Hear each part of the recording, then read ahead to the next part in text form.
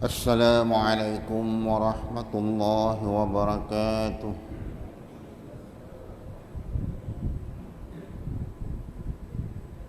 A'udzu billahi minasy syaithanir rajim.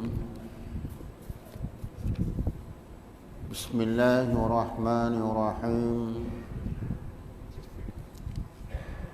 Alhamdulillahi nahmaduhu wa nasta'inuhu wa nastaghfiruh. ونعوذ بالله من شرور أنفسنا ومن سيئات أعمالنا من يهده الله فلا مضل له ومن يضلل فلا هادي له أشهد أن لا إله إلا الله وحده لا شريك له وأشهد أن محمدًا عبده ورسوله اللهم صل وسلم على سيدنا محمد وعلى آله وأصحابه أجمعين اللهم اشرح لي صدري ويسر لي أمري واحلل عقدة من لساني يفقهوا قولي اللهم بارك لنا في الموت وفيما بعد الموت اللهم بارك لنا في الموت وفيما بعد الموت اللهم بارك لنا في الموت وفيما بعد الموت أما بعد. Tuan-tuan dan puan-puan para jemaah yang dirahmati Allah sekalian, alhamdulillah, syukur kita kehadrat Allah Subhanahu wa taala kerana kita diberikan keizinan oleh Allah Subhanahu wa taala di saat ini kita berada pada 10 Muharram, hari Ashura, bermula azan maghrib pada petang kemarin.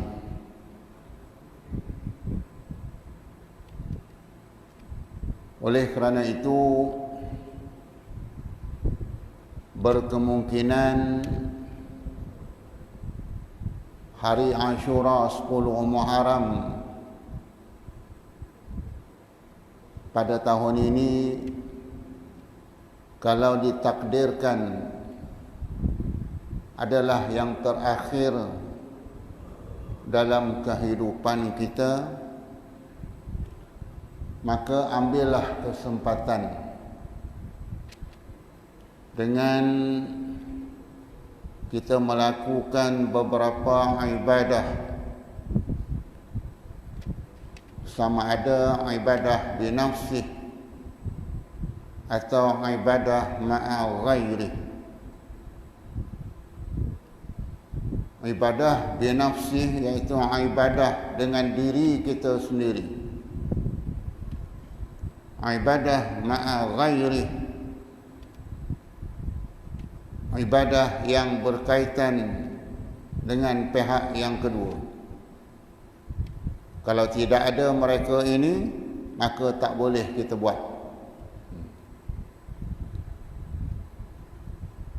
Tetapi rata-rata segelintir umat Islam memandang ibadah binafsih itu apabila ia berada pada 10 Muharram, dia tidak berapa nampak. Yang dia nampak ibadah ma'a ghairi,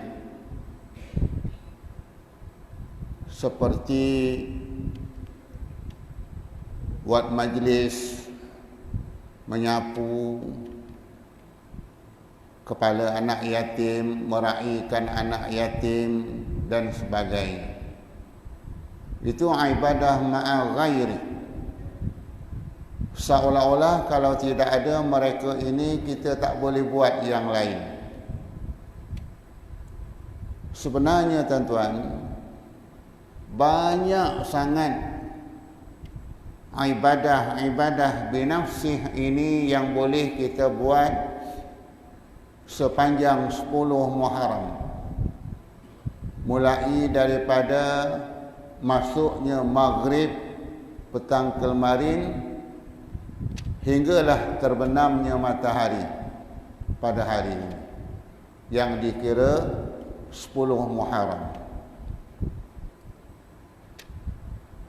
Yang pertama, ambillah kesempatan berpuasa pada hari Ashura, 10 Muharram hari ini.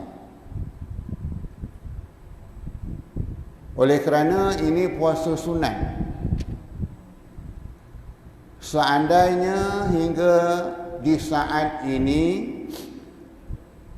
tuan-tuan dan puan-puan malam tadi tidak berniat hendak berpuasa sunat hari ini, terlupa atau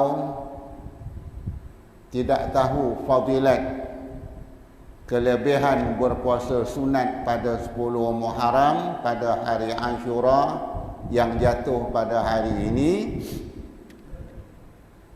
boleh berniat sekarang ini dengan syarat belum makan apa-apa lagi.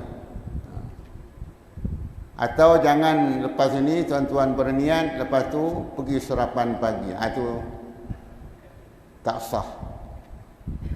Boleh tuan-tuan berniat sekarang ini, kalau nak berpuasa sunat hari ini, nak ambil ganjaran pahala sempena 10 Muharram. Kerana puasa sunat ini boleh kita berniat walaupun sudah terbit fajar, dengan syarat jangan kita makan dan sehinggalah sebelum gelincir matahari, sebelum masuk waktu zuhur. Ini kalau puasa sunat. Jadi kalau ada tuan-tuan di hadapan saya ini nak berpuasa sunat, niat sekarang. Nawaitu shauma Ashura sunatan lillahi ta'ala. Sahaja aku puasa hari Ashura sunat kerana Allah Ta'ala. Mudah saja. Niatlah kalau nak berpuasa. Kerana apa tuan-tuan? Ganjaran sawabu man sama yauma Ashura,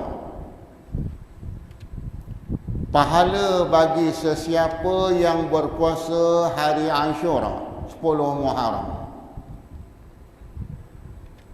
An Abi Qatadah radhiyallahu anhu anna Rasulullah sallallahu alaihi wasallam su'ila an siyami yaumi Ashura faqala yukaffiru as-sanata al-madiyah, rawahu Muslim. Hadis sahih riwayat Muslim. Semua ulama hadis tidak mempertikaikan hadis tersebut sebab dia hadis sahih. Kalau hadis dhaif, dia tidak boleh dijadikan hujjah. Untuk beramal binafsih boleh, tetapi untuk dijadikan hujjah tak boleh, dia lemah. Apa kata Nabi tuan-tuan? Hadis daripada Abi Qatadah radhiyallahu anhu, bahwasanya Rasulullah sallallahu alaihi wasallam su'ila an siyami yaumi Ashura. Rasulullah sallallahu alaihi wasallam ditanya berhubung dengan puasa hari Ashura. Faqala, maka jawab Rasulullah, yukaffiru as-sanatal madiyah. Itu jawapan Nabi, pendek. Mudah-mudahan Allah Subhanahu wa taala akan mengkafarah akan mengampunkan dosa-dosa orang yang berpuasa pada 10 Muharram ini as-sanatal madiyah, setahun yang lalu. Tengok tuan-tuan. Berpuasa sehari pada hari ini,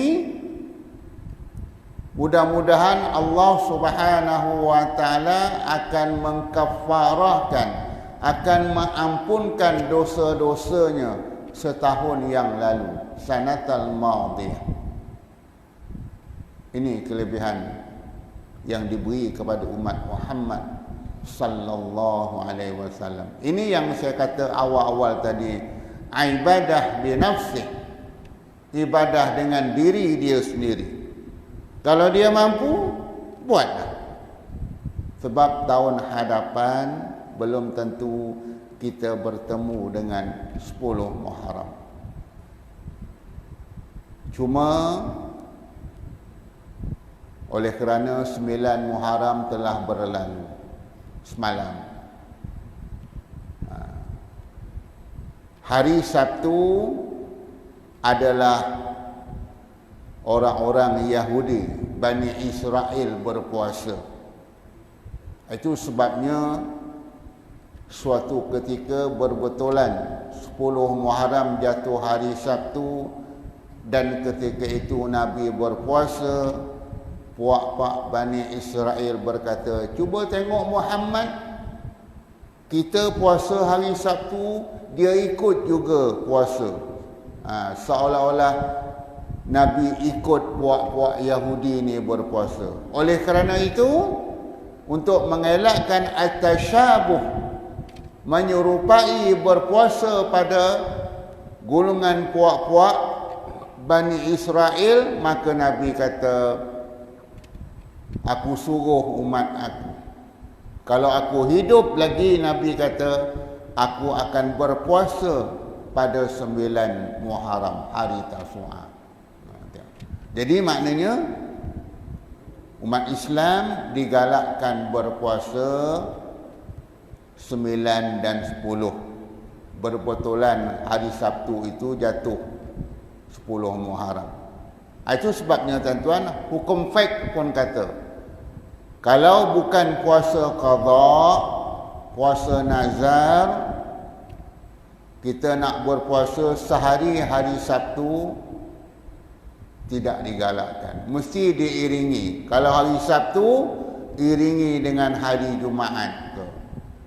Begitu juga hari Jumaat, iringi dengan hari Khamis. Macam tu. Itu yang paling afdal. Itu satu. Yang ibadah binafsih boleh kita buat. Kemudian ada lagi tuan-tuan, sebelum kita baca, supaya tuan-tuan buat ibadah ni. Mungkin tuan-tuan belum pernah buat. Yang kedua, sempena 10 Muharram ini ada amal ibadah yang kalau kita buat dapat ganjaran pahala di sisi Allah Subhanahu wa taala. Apa dia? Mandi sunat yauma Asyura. Mulai masuk maghrib sehinggalah petang ni, sebelum terbenam matahari, tuan-tuan niat ketika mandi ataupun pagi tadi mandi, nawaitul ghusla min yaumi Asyura sunatan lillahi ta'ala. Niat dalam hati, sahaja aku mandi sunat hari Asyura kerana Allah Ta'ala. Tengok tuan-tuan, besarnya kelebihan 10 Muharram, sehingga mandi pun sunat, berniat dapat pahala. Sahaja aku mandi sunat hari Asyura kerana Allah Ta'ala. Dua dah. Apa lagi tuan-tuan? Ibadah binafsih boleh kita buat. Sembahyang sunat hari Asyura, hari ini, mulai petang kemarin, masuk maghrib, malam tadi, qiyamul lail malam tadi, kita sembahyang sunat hari Asyura. 4 rakaat dengan 2 salam. Usalli sunnata Ashura raka'ataini lillahi ta'ala. Usalli sunnata Ashura raka'ataini lillahi ta'ala. Sahaja aku sembahyang sunat hari Ashura 2 rakaat kerana Allah Ta'ala. Sahaja aku sembahyang sunat hari Ashura 2 rakaat kerana Allah Ta'ala. Buat 4 rakaat 2 salam. Rakaat pertama dan rakaat kedua selepas Fatihah baca suratul Ikhlas, yakni qul huwallahu ahad. Selepas Fatihah pada rakaat pertama dan rakaat kedua baca qul huwallahu ahad sebanyak 11 kali. 11 kali rakaat pertama, 11 kali rakaat kedua. Selepas salam bangun, tambah 2 rakaat lagi. Begitu juga selepas Fatihah qul huwallahu ahad 11 kali rakaat pertama, 11 kali rakaat kedua.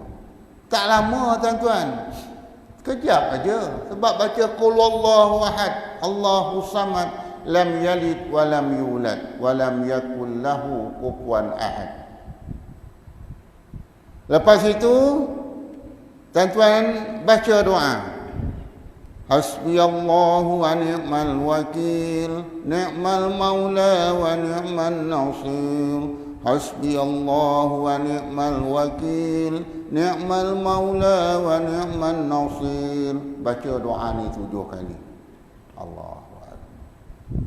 Lepas itu tuan-tuan berdoalah diiringi dengan apa hajat tuan-tuan. Apa makna hasbiyallah wa ni'mal wakil, ni'mal maula wa ni'man nasir? Yang memelihara aku adalah Allah, sebaik-baik wakil dan sebaik-baik tuan, dan sebaik-baik memberi pertolongan. Hasbiyallahu wa ni'mal wakil, ni'mal maula wa ni'man nasir. Baca 7 kali. Lepas tu diikuti dengan doa. Allahu Akbar. Apa fadilatnya tuan-tuan? Apa kelebihannya sembahyang 4 rakaat sunat hari Ashura? Allah Subhanahu wa taala akan mengampunkan dosa-dosanya walaupun berlarutan dosanya selama 50 tahun. Allahu Akbar. Allah Subhanahu wa taala akan mengampunkan dosa-dosa orang yang melakukan sembahyang sunat hari Ashura ini 4 rakaat walaupun dosanya itu berlarutan selama 50 tahun dia melakukan. Dah 50 tahun dosa tu dia melakukan. Mudah-mudahan akan diberikan keampunan oleh Allah Subhanahu wa taala. Banyak sangat ibadah-ibadah yang boleh kita buat. Beberapa kitab muktabar yang saya rujuk banyak sangat. Cuma kita mampu tak mampu. Yang kita nampak ibadah ma'a ghairi. Apabila 10 Muharram kita nampak nak buat bubur Ashura. Sebenarnya tuan-tuan tidak adalah suatu nas yang jelas. Cuma bubur Ashura ini berlaku kepada Nabi Nuh alaihi wassalatu wassalam. Apabila berlaku banjir besar, Allah Ta'ala rakamkan dalam Al-Quran, ya bunayya yarkam ma'ana, wahai anakku, marilah naik bersama-sama dengan aku, jangan kau ikut orang-orang kafir. Kerana apa?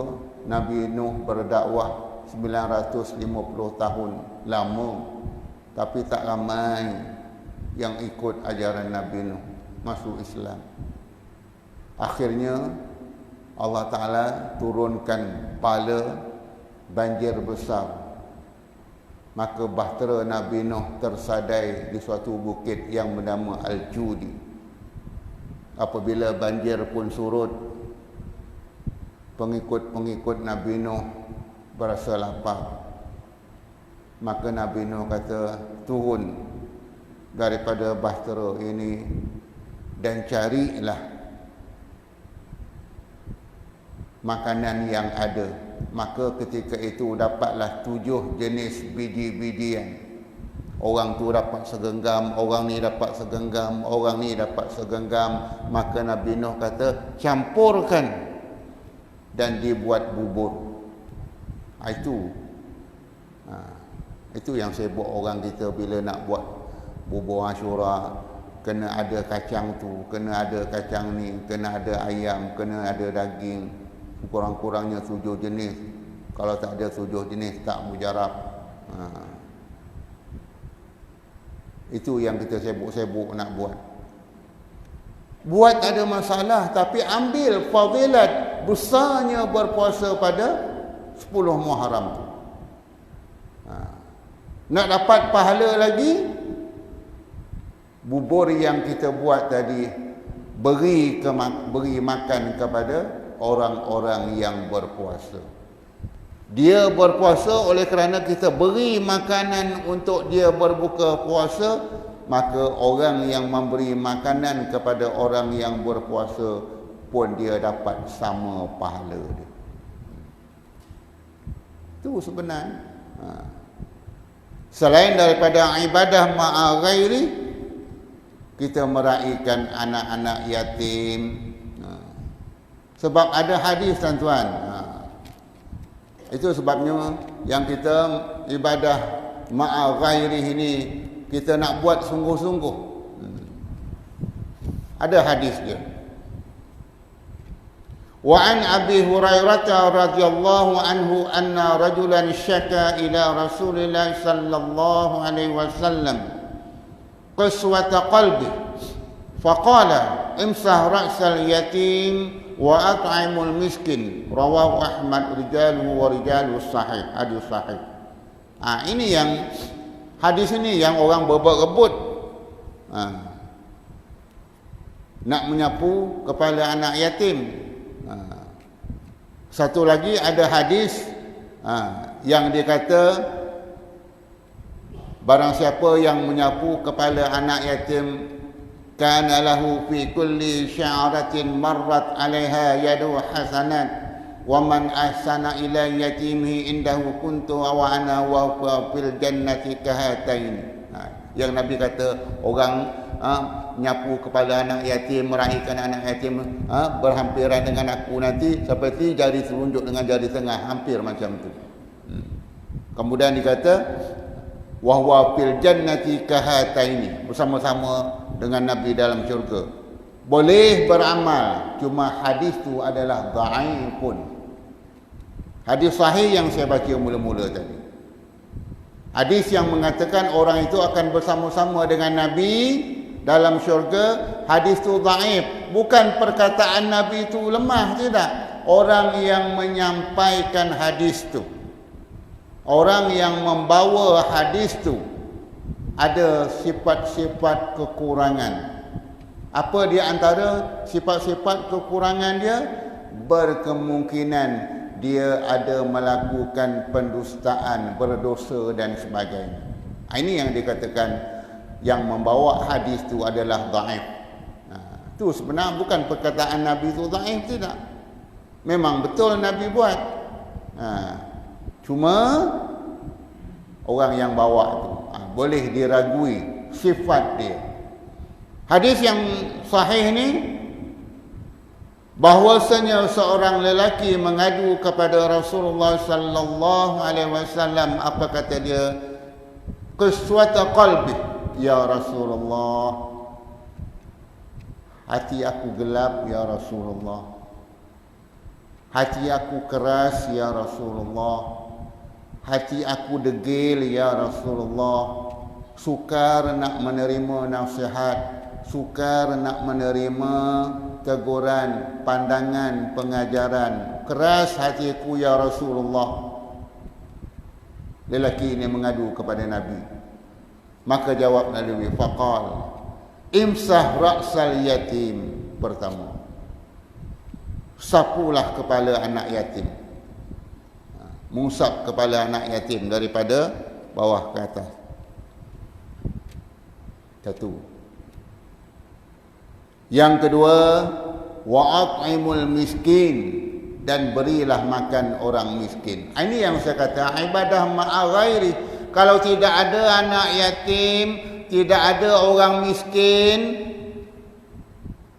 kita tak boleh buat.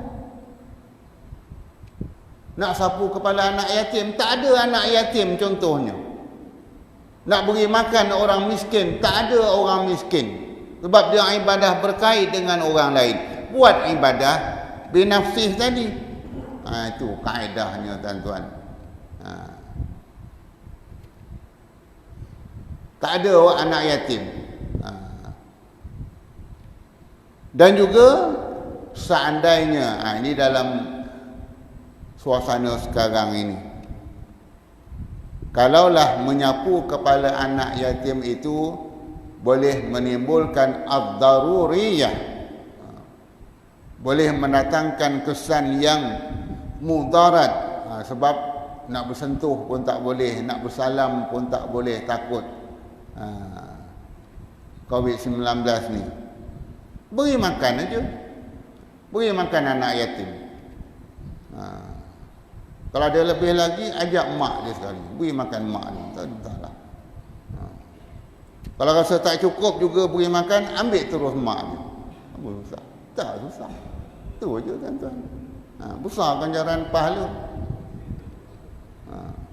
Beri makan anak yatim, beri makan ibu yatim, ambil terus ibu yatim tadi. Allahu Akbar.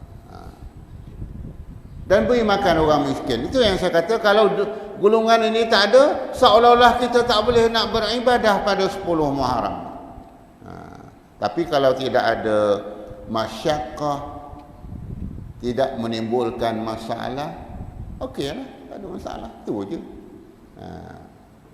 Jangan sampai ini buca sapu kepala anak yatim ni lah aku kena penyakit ni. Waliyadzubillah. Jangan tuan-tuan. Kita minta berlindung dengan Allah. Jadi tuan-tuan, buatlah. Baik, kita sambung sedikit kuliah kita. Tadi sebagai mukadimah. Allah Akbar.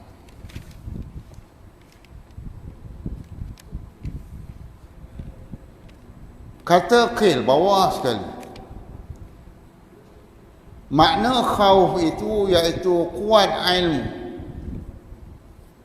dan melihat akan segala ahkamnya. Ada yang berkata makna khauf itu maknanya orang yang banyak ilmu dan dia manfaatkan ilmu dia. Itu dia katakan quwwatan. Sebab bila dia ada ilmu, dia nak mencuri takut, dia nak melakukan umpat mengumpat, kata mengata, dia takut. Apa saja perkara yang mendatangkan dosa, dia takut. Sebab apa? Dia ada ilmu. Nak cakap yang sia-sia pun dia takut. Sebab apa? Bimbang-bimbang mendatangkan dosa. Itu sebabnya tuan-tuan, ada khil, ada yang berkata makna khauf itu kuat ilmu. Orang yang kuat ilmu, banyak ilmu. Itu sebab Nabi sallallahu alaihi wasallam, wa ma yantiqu anil hawa in huwa illa wahyun yuha. Nabi tidak akan bercakap, Nabi tidak akan bertutur, in huwa illa wahyun yuha, kecuali apa yang diwahyukan oleh Allah. Nabi tak cakap merapu. Kita ni merapu, kita bercakap. Waliyadzubillah. Maknanya kalau orang ada ilmu, dia takut nak memaki hamun orang, Dia takut nak sumpah seranah orang. Dia takut nak mengkafirkan orang. Takut. Apa lagi dosa-dosa yang besar. Itu orang ada ilmu. Itu sebabnya tuan-tuan, wajib menuntut ilmu. Wajib. Utlubul ilma minal mahdi ilal lahdi, kata Nabi.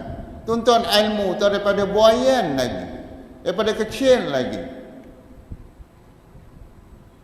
sehinggalah sampai pada liang lahat. Baik. Dan melihat akan segala ahkamnya. Dia melihat, bila dia ada ilmu, dia melihat kepada hukum. Kalau orang yang suka mengumpat, orang yang suka mengeji, orang yang suka melakukan perkara-perkara yang bercanggah dengan syarak, Allah Ta'ala dah tunjukkan balasan dia kepada Nabi ketika peristiwa Mi'raj. Diperlihatkan bagaimana orang yang mengumpat, digunting lidah dia, elok-elok habis saja putus lidah dia, terjelir lagi lidah, digunting, menyembur darah. Ini bagi yang mengumpat. Belum lagi yang makan harta anak yatim. Belum lagi yang melakukan zina dan sebagainya. Tengok, telah diperlihatkan kepada Nabi ketika peristiwa Mi'raj. Maknanya apa yang Allah Ta'ala buktikan itu adalah benar dan pasti akan berlaku. Oleh itu, orang yang ada ilmu, dia rasa takut. Takut apa? Sebab hukumnya dah ada. Itu satu. Baik. Kemudian kata Abu Hafs, bermula khauf itu ialah cemeti. Pemeti ini pemukul. Barang yang mendirikan dia dengan dia akan orang yang lari daripada pintunya. Pemukul, orang yang lari daripada pintunya. Dan katanya orang yang takut barang yang ditakut akan diri dia terlebih banyak daripada takut akan syaitan. Tengok, orang yang ada ilmu. Orang ada ilmu, kalau dia beramal dengan ilmu dia, dia rasa lebih takut daripada takut akan syaitan. Sebab takut akan syaitan benda yang tak nampak. Maka kena lawan syaitan itu dengan iman. Yang ini dia takut sebab dia ada ilmu. Hukum dia begini-begini. Allah Ta'ala dah tetapkan. Itu maknanya tuan-tuan, ada perasaan khauf dalam diri kita. Kita yang hidup ini rasa takut. Bukan takutkan mati itu, takutkan azab. Itu sebabnya diperingatkan berhubung dengan COVID-19 ni. Dia peringat, sentiasa dia peringatkan. Kerana apa? Dia boleh membawa kepada maut, kematian. Mati itu tetap ada tuan-tuan, pasti akan berlaku. Cuma kalau kita mati, selamatkah kita? Itu je. Terlepas tak kita daripada seksaan kubur? Terlepaskah kita daripada soalan mukar dan nakir? Itu persoalan dia. Ini yang kita gerun.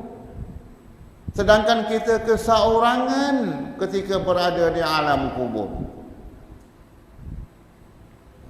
Oleh itu tuan-tuan, tanamkan dalam hati kita, ya Allah, aku takut azab-Mu ya Allah. Sebab apabila jenazah itu dibawa ke tanah perkuburan, kita tak dengar tuan-tuan. Maka berkatalah kubur, wahai si fulan, apakah bekalan yang kamu bawa untuk bertemu dengan aku, kata kubur. Tidakkah engkau tahu kubur ini adalah suatu lubang yang dalam, lubang yang gelap gelita, lubang yang sempit, lubang yang penuh dengan binatang yang berbisa, yang akan memagut dan memamak hingga berkecai-kecai daging kamu, kata kubur.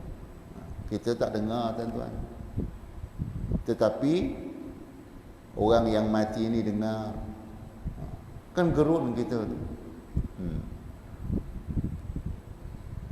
Kata Basharul Khawf, bermula khauf itu azillan. Apa makna azillan? Yakni kehinaan. Kita rasa hina sangat. Tak apalah kalau orang kata tak glamour, tak minum arak, biarlah orang kata dalam keadaan hina, kolot dan sebagainya, tak apa. Sebab dia ada rasa takut. Macam orang menutup aurat, orang perempuan pakai tudung, dulu sibuk dia kata macam mantu pucung, biarlah orang duk hina, tak apa. Itu yang dikatakan bermula khauf itu azillan, yakni dia merasa hina. Tak apa. Yakni kehinaan yang diam di dalam hati hamba Allah yang muttaqa. Dia rasa takut dalam hati dia. Siapa dia? Bagi orang yang muttaqin, yang bertakwa.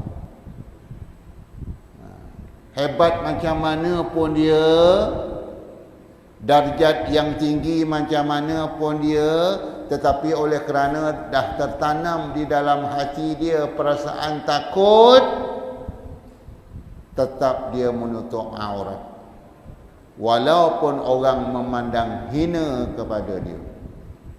Alah, you ni tak glamour lah pakai tudung macam ni. Biar. Itu sebabnya, tuan-tuan, bagi kaum wanita, pakai tudung itu biar sempurna, bukan sekadar menutup aurat. Biar sempurna. Apa dia? Ada sifat al-kamaliyah, kesempurnaan. Apa makna kesempurnaan? Kalau dia pakai tudung itu tutup di bahagian hadapan, bukan sekadar ditutup paras leher aja. Ada juga orang perempuan macam tu. Dia pakai tudung, dia pakai baju kurung, tetapi tudung dia hanya dibelit pada leher je. Yang berhadapan tu dia tak tutup. Terang hukum kata labuhkan kain tudung kamu di bahagian hadapan. Maknanya kita fahamlah untuk kesempurnaan. Tapi tidaklah disuruh labuh sampai parah lutut macam telkong. Biar paras, katakanlah paras pusat. Itu dia katakan al-kamaliyat, al-hasanat, yang sempurna. Tapi kalau dah paras sampai paras lutut tudung, taklah berapa cantik. Kalau nak cantik, paras dada, tutup bahagian hadapan. Ini yang dikatakan al-kamaliyat, kesempurnaan. Buatlah fashion macam mana, tapi biar sempurna. Sekarang ni orang buat bertingkat-tingkat, tapi kalau bertingkat-tingkat tu bertambah labuh tak apa. Kau tingkat-tingkat bertambah pendek, kau pendek. Biar dia paras pusat tu, tapi bertingkat. Orang lain 2 tingkat, dia 10 tingkat tudung, tak apa. Tapi sempurna. Itu maknanya, walaupun orang memandang hina. Baik. Maka jika engkau kata, apa hakikat takut dan rajak? Jika engkau kata, apa sebenarnya takut dan rajak, pengharapan kepada Allah? Dan apa hukum kedua-duanya? Yang hukum takutkan Allah, hukum meletakkan pengharapan kepada Allah. Ketahuilah olehmu bahawasanya khauf bahwasanya takut dan rajak itu pada kata-kata ulama kami rahimallahu taala anhu. Apa kata ulama? Iaitu kembali kedua-duanya kepada pihak khawatir. Pihak khawatir apa? Kepada pihak yang boleh mendatangkan bahaya. Apa maksudnya tuan-tuan? Kalau kita tidak takut kepada Allah, tidak ada perasaan takut kepada azab Allah, dia boleh mendatangkan bahaya. Itu sebabnya disuruh kita beramal. Ni yang saya beritahu, kalau dia sembahyang 4 rakaat pada hari Ashura 10 Muharram, mudah-mudahan Allah Subhanahu wa taala akan mengampunkan dosa-dosanya yang lampau sehingga 50 tahun yang lalu. Tengok. Kalau kita tak pernah buat, kita cuba buat. Lepas sembahyang sunat duha kita buat 2 rakaat.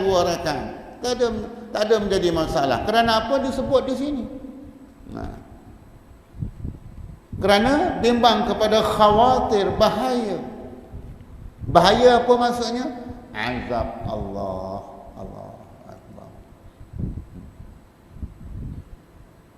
Berada di alam kubur, alam barzah. Kubur akan menghimpit tubuh kita, tuan-tuan. Nabi angkat tangan sehingga Nabi kata berselisih tulang rusuk kita. Nabi angkat nak tunjukkan betapa dahsyatnya azab kubur itu. Kubur akan menghimpit sehingga berselisih tulang rusuk kamu, kata Nabi. Tak takut ke kita?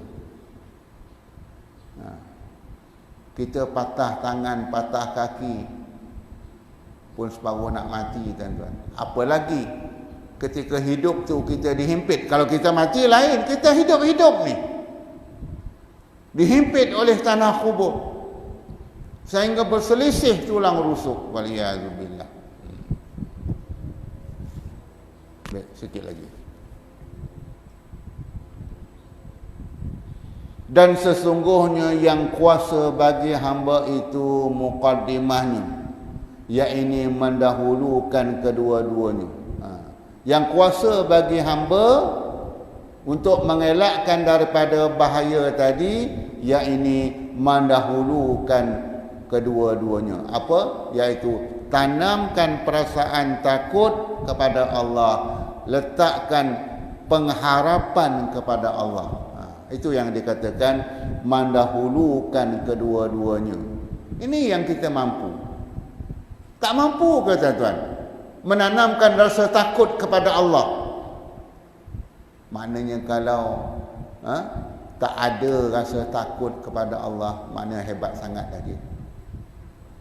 Maknanya samalah seperti contoh orang itu tak beramal, tak nak sembahyang, tak nak menutup aurat, seolah-olah langsung dia tidak ada rasa takut kepada Allah. Waliyazubillah. Kata mereka itu, bermula khauf itu halilintar yang datang pada hati hamba daripada sangka yang dibencinya, tercampai akan dia.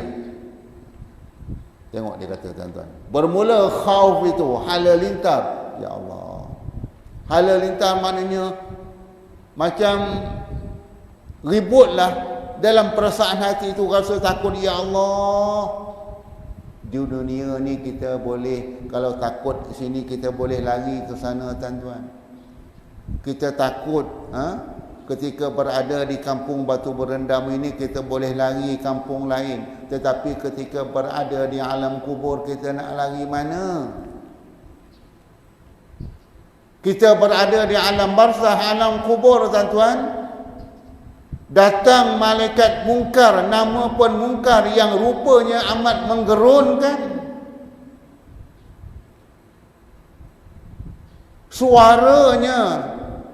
Suara mungkar, malaikat mungkar nangkir, tuan-tuan, suaranya seperti guruh.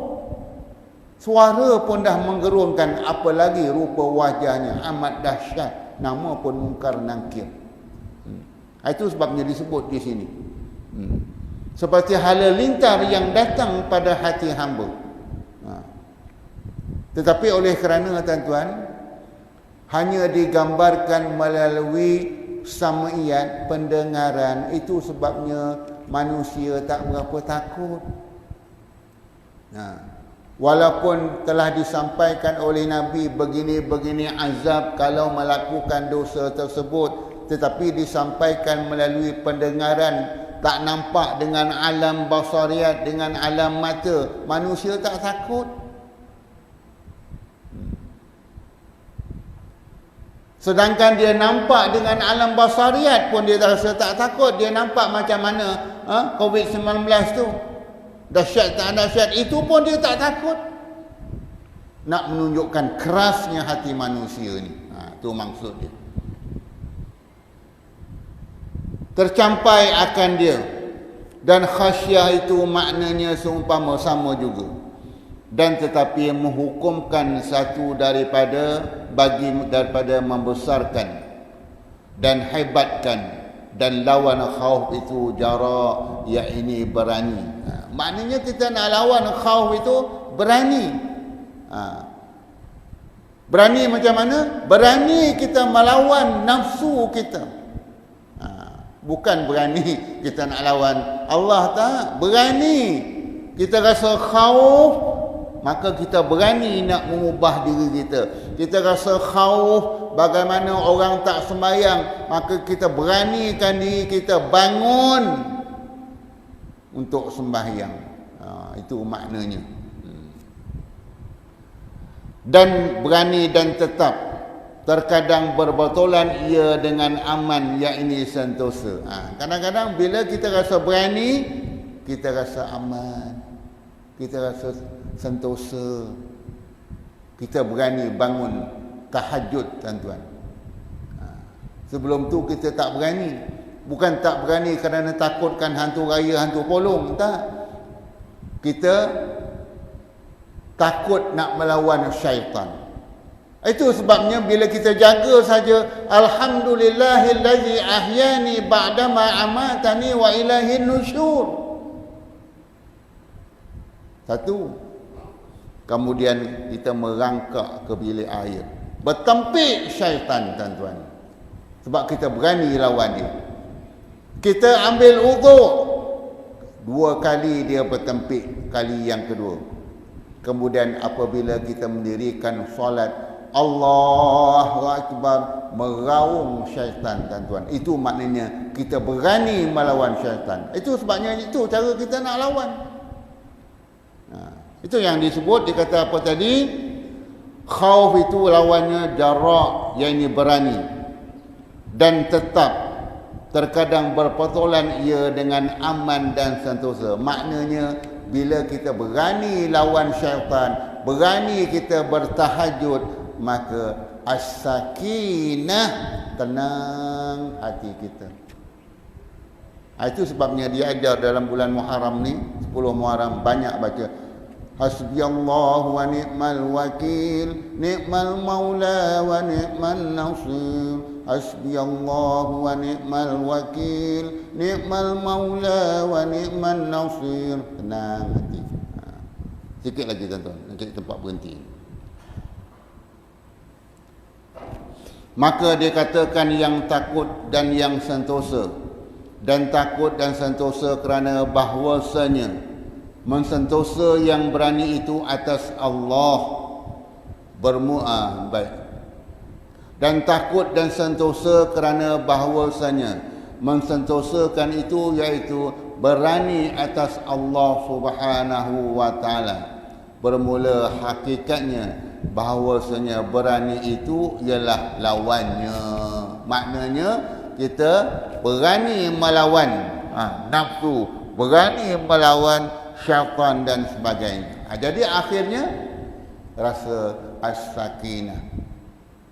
Tengok, afdalu zikri, ya ayyatuhan nafsul mutmainnah, wahai jiwa yang tenang, kembali kepada Allah. Ala bi dzikrillah tatma'unnul qulub. Kembali kepada Allah. Dengan ingat Allah, dengan zikrullah. La ilaha illallah, la ilaha illallah. Ala bi dzikrillah, dengan zikir Allah, dengan ingat Allah. Natijah dia apa? Tatma'innul qulub. Tenang hati. Itu sebabnya tuan-tuan, kunci nak tenang hati, nak tenang fikiran, bukannya dengar lagu dondang sayang tak. Banyakkan zikrullah. Jadi cukuplah setakat tu tuan-tuan. Mudah-mudahan sepenuh 10 Muharram ini kita diberkati oleh Allah Subhanahu wa taala. Diampunkan segala dosa-dosa kita, dan mudah-mudahan kalau kita mati tergolong dalam golongan orang-orang yang beriman. Wallahu a'lam. Cukup sahaja.